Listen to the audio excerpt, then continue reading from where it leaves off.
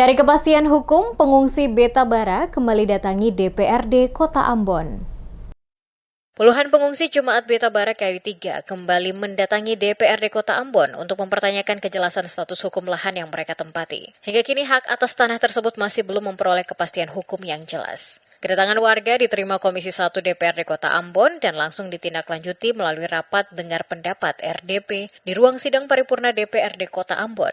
Pada Selasa 3 Februari 2026, rapat dipimpin Ketua Komisi 1 DPRD Kota Ambon M. Aris S. Solisa, serta dihadiri Kepala Badan Pertanahan Nasional BPN Kota Ambon dan tim peduli pengungsi Jemaat GPM Beta Bara. Usai pertemuan, Aris Solisa menjelaskan bahwa rapat tersebut merupakan tindak lanjut dari kunjungan kerja Komisi 1 ke lokasi sengketa pada 16 Oktober 2025.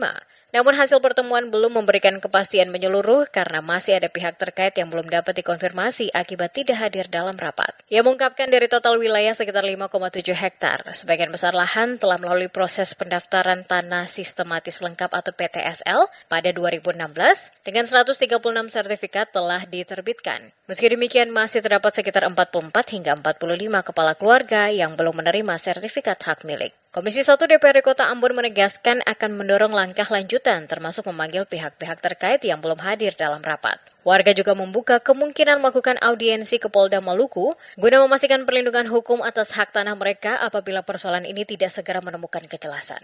Sementara itu, Ketua RT setempat O.T. Pati menegaskan bahwa warga yang menempati lokasi tersebut tidak tinggal secara gratis. Ia menyebutkan terdapat 179 kepala keluarga yang tinggal di kawasan Kayu 3 dan sebagian besar telah memiliki sertifikat. Namun masih ada sekitar 43 kepala keluarga yang belum memperoleh sertifikat. Menurutnya, kondisi itu terjadi karena adanya dugaan sertifikat ganda yang juga diklaim pihak lain.